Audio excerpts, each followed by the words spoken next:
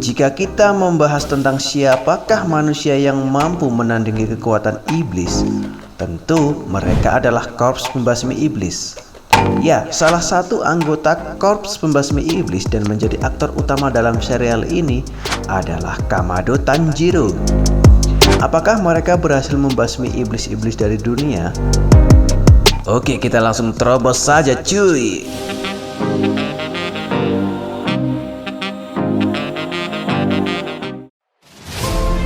Kali ini kami akan membahas manga Demon Slayer Kimetsu no Yaiba chapter 13 di animenya.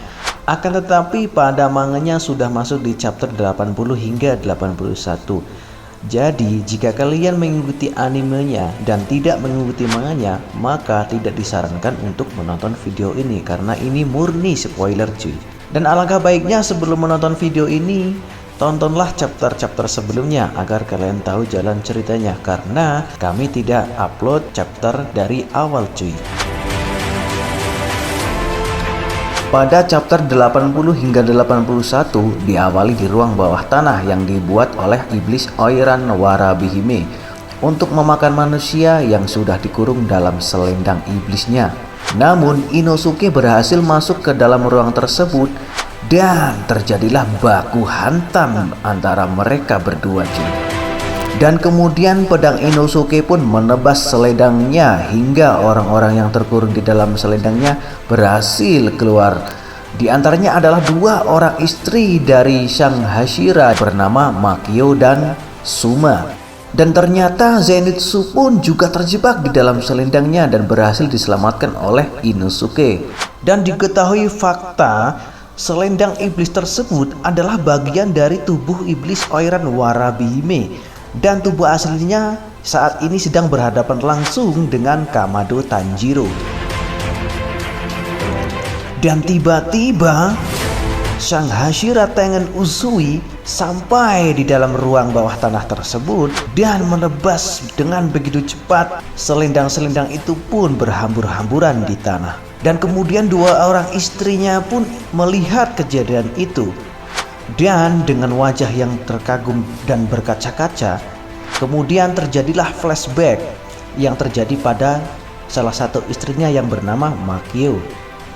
Dan di dalam flashback tersebut, Tengen Uzui pun berkata kepada mereka bertiga bahwa pikirkan nyawa kalian sendiri, hal yang pertama yang harus kalian lakukan adalah kembali ke tempatku. Tidak peduli apapun yang kalian tinggalkan, hidup kalian lebih penting dibanding dengan tugas yang kalian akan laksanakan. Memang tidak wajar berkata seperti itu di dalam pekerjaan ini, tapi aku tidak peduli akan hal itu. Dan mereka hanya terdiam dan memikirkannya. Dan sebelum mereka bertugas, Tengen Uzui kembali berbicara tentang, tentu saja kita akan melindungi orang-orang biasa karena kita ini adalah pemburu iblis. Tapi terus terang saja kalian bertiga sangat berarti bagiku. Dan panel berpindah pada masa sekarang. Tengen Uzui menepuk kepala kedua istrinya dan tiba-tiba Inosuke mengingatkan kepada Tengen Uzui bahwa iblis selendang tersebut kabur melalui lubang yang dibuatnya. Dan kemudian mereka antara Inosuke dan Tengen Uzui melakukan perdebatan yang sangat lucu cuy di sini cuy. Dan kemudian salah satu dari istrinya berkata untuk segera bergegas mengejarnya. Dan mereka berlima pun mengejarnya. Dan panel berpindah pada pertarungan Kamado Tanjiro dengan iblis Oiran Warabihime. Dan tiba-tiba selendangnya yang tadi kabur dari lubang masuk ke dalam tubuh asli iblis tersebut. Dan pada saat Tanjiro ingin menghempaskan pedang ke arahnya, tiba-tiba ia menghilang dari hadapannya. Dan ternyata iblis tersebut sudah berada di atap rumahnya. Dan iblis tersebut merasakan kehadiran seorang Hashira. Ia merasa senang ketika seorang Hashira datang untuk berhadapan dengannya. Diketahui fakta bahwa seorang iblis jika mampu membunuh korps pembasmi iblis kelas Hashira, maka Raja Iblis yang bernama Muzan akan memberi penghargaan dan akan memberinya sesuatu.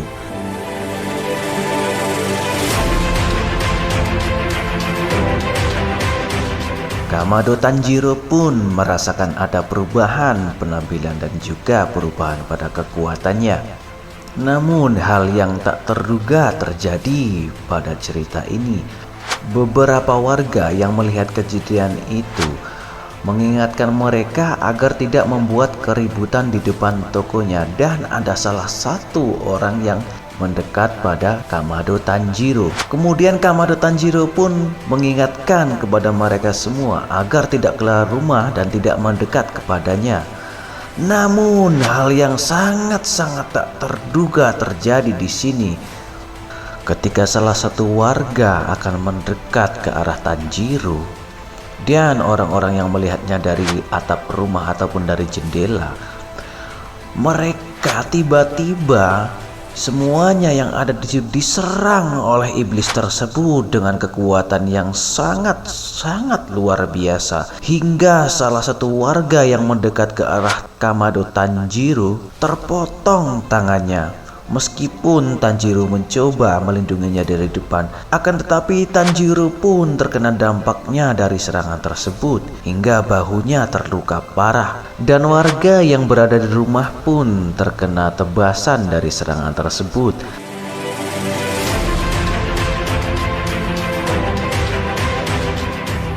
Dan iblis tersebut tersenyum puas dengan apa yang telah ia lakukan kepada warga dan Tanjiro. Kemudian ia bergegas meninggalkan mereka untuk mengejar sang Hashira. Namun Tanjiro tidak akan begitu mudahnya melepaskan dia begitu saja. Tanjiro sekarang dengan aura kemarahannya mengejar iblis tersebut. Dan sebelum baku hantam yang epik akan terjadi, panel berpindah ke flashback saat ayah dari Rengoku Kyojuro menuliskan surat untuk Kamado Tanjiro yang berisi permohonan maaf karena telah melakukan hal yang memalukan dan penyesalan dalam hidupnya. Dia terpuruk karena kematian istrinya hingga sekarang ia menjadi pemabuk.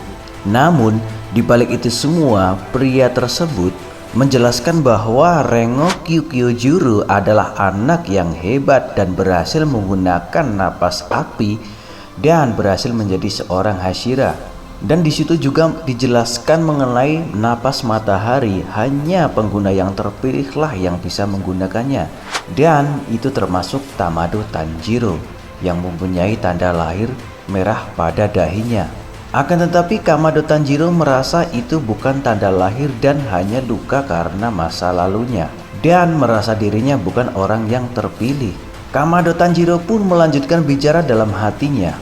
Namun meskipun begitu, meskipun aku bukan orang yang terpilih, meskipun aku tidak kuat, ada kalanya aku tidak boleh menyerah dari seseorang. Tidak peduli siapapun itu, karena ada orang yang tidak punya hati nurani di dunia ini. Mereka membunuh secara membabi buta, penderitaan tanpa menyesalinya. Dan kekejaman seperti itu adalah hal yang tidak akan pernah kubiarkan. Dan tiba-tiba dengan begitu cepatnya Kamado Tanjiro pun sudah berada di belakang iblis tersebut dengan memegang kaki kanannya. Kemudian dia menghempaskan pedangnya ke leher iblis tersebut. Namun selendangnya menghalangi dan iblis tersebut pun terpental hingga kaki yang dipegang Tanjiro terputus. Kamado Tanjiro pun kembali berkata, "Nyawa yang telah hilang tidak akan pernah kembali. Mereka tidak akan pernah kembali. Makhluk hidup yang bernafas tidak seperti iblis. Kenapa kau merenggutnya? Kenapa kau menindas nyawa orang?" Dan iblis tersebut terdiam dan merasa kata-kata itu pernah mendengar sebelumnya. Dan ketika iblis tersebut melihat ke arah Kamado Tanjiro, ia pun melihat sosok orang lain yang ada pada diri Kamado Tanjiro. Ia berambut panjang, memiliki bekas luka di dahinya. Luka itu sama persis seperti yang ada pada Kamado Tanjiro, lengkap dengan antingnya. Dan pria tersebut pun berkata, "Apa yang membuatmu senang melakukan itu? Apa yang kau nikmati dari itu? Kau anggap nyawa itu seperti apa?" Dan iblis itu pun merasa kebingungan, siapakah sosok yang ada di depannya itu.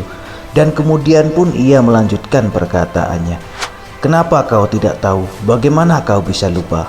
Dan kemudian iblis tersebut merasa ini bukan dari ingatannya, namun ini berasal dari ingatan sel sang Raja Iblis Muzan. Kemudian Tanjiro pun melanjutkan perkataannya. Kau juga mungkin dulunya manusia. Kau pasti sudah kesakitan, menderita, dan meneteskan air mata.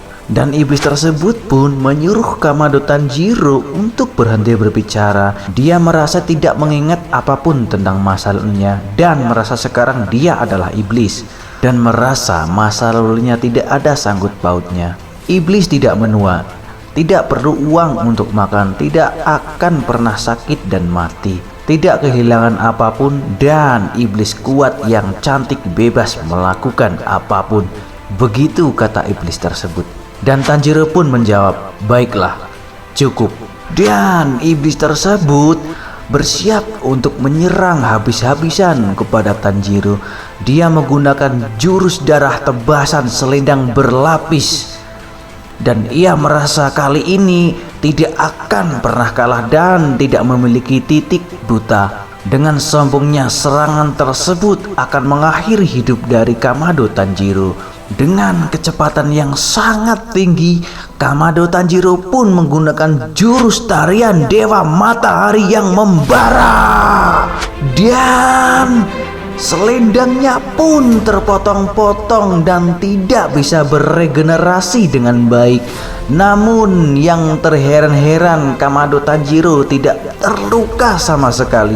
Si iblis itu pun merasa heran dengannya dan dia lebih cepat dari sebelumnya. Dan yang mengejutkan adalah dengan kecepatan yang luar biasa, Kamado Tanjiro akhirnya menyerang dengan sangat-sangat cepat. Pada akhirnya pedang dari Kamado Tanjiro itu pun tepat berada di leher iblis tersebut dan siap memotong leher iblis tersebut. Namun yang sangat disayangkan sekali adalah alur cerita Demon Slayer ini pun bersambung. Dan nantikan chapter selanjutnya. Semoga kami bisa upload video setiap hari. Dan terima kasih. Jika ada perkataan yang salah mohon dimaafkan. Dan selamat beraktivitas kembali.